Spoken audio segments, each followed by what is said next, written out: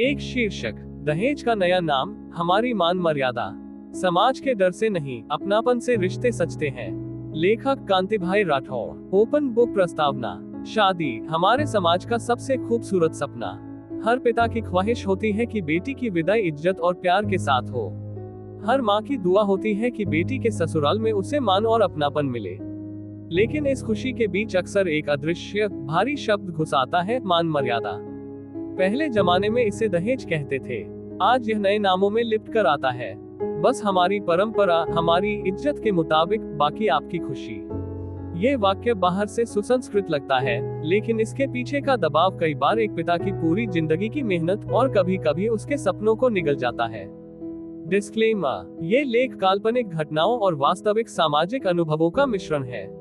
इसका उद्देश्य मान मर्यादा के नाम पर होने वाले अनावश्यक खर्च और दहेज जैसी कुरीतियों के प्रति जागरूकता फैलाना है। लेख किसी व्यक्ति, परिवार या समुदाय को आहत करने के लिए नहीं लिखा गया है। मुख्य लेख, रामलाल जी एक छोटे कस्बे के शिक्षक। बेटी की शादी की खबर से घर में उत्सव का माहौल था, लेकिन सगाई के कुछ हफ्तों बाद लड़के के पिता बोले, हमारी परंपरा में बारात का स्वागत 21 चांदी के सिक्कों से होता है, बाकी आपकी खुशी। ये आपकी खुशी रामलाल जी के लिए एक ऐसा जाल था जिसमें वे फंस चुके थे। उन्होंने चुपचाप कर्ज ले लिया। शादी तो हो गई, लेकिन अगले 5 साल उन्होंने अपने सपनों को बेचकर सिर्फ कर्ज चुकाया। बेटी को पता था, उसके पापा ने मुस्कान के पीछे कितने आंसू छुपाए हैं। जहाँ शर्तें हो, वहाँ अपनापन नहीं होता।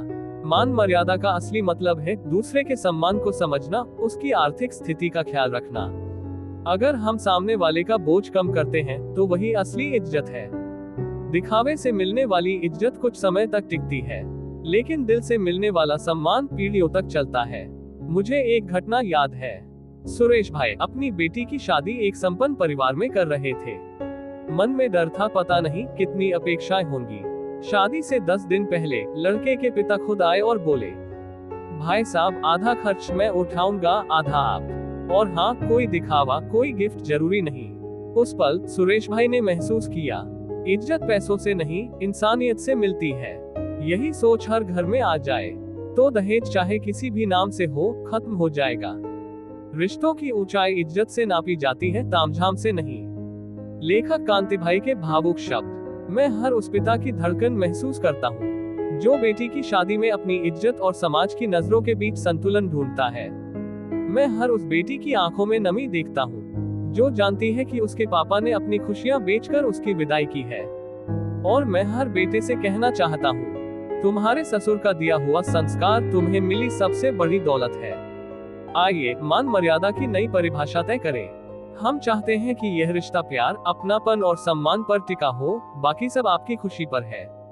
अगर यह सोच आ गई, तो न कोई पिता कर्ज में डूबेगा, न कोई बेटी अपराध बोध में जिएगी, और न कोई रिश्ता टूटेगा। मान मर्यादा दिल से निपटी है, पैसों से नहीं। जहाँ इंसानियत है, वहाँ इज्जत अपने आप है। दिखावे की इज्जत मिट्टी में मिल जाती है, दिल की इज्जत पीढ़ियों तक रहती है। समाज के डर से नहीं, अपनापन से रिश्ते सचते हैं, और यही हमारी सच्ची मान मर्यादा है। लेखक कांतिभाई के भावुक शब्द। ये लेख लिखते समय मैंने हर उस पिता का दर्द महसूस किया जो बेटी की शादी में समाज और अपनी क्षमता के बीच फंस जाता है। मैंने उन बेटियों की आंखों में भी वह चमक देखी जो ये जानती है कि सच्ची इज्जत दिखावे में नहीं, बल्कि दिलों में होती है।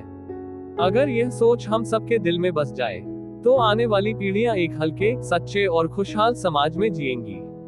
लेखक का परिचय।